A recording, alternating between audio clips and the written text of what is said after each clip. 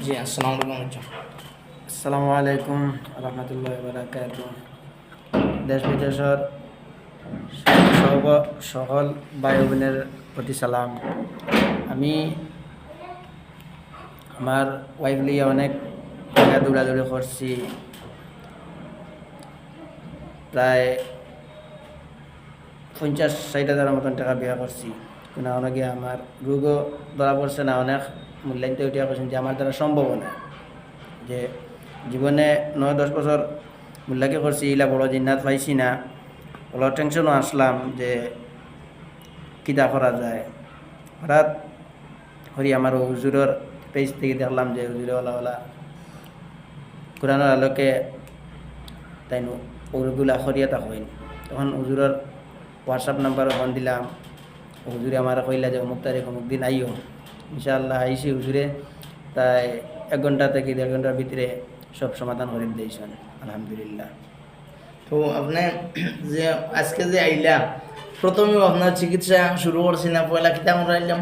হুজুরে প্রথমে আইসি, হওয়া বাদে আমরা রজু করাইছেন, রজু করাইয়া নফল নামাজ পড়া নিল আইসেন, দোয়া দূরত করাই নিল আইসেন। এবারে দান্ডে চিকিৎসা করতে দান্ডে তৌবা করাই নিল আইসেন। এবারে শুরু করছেন।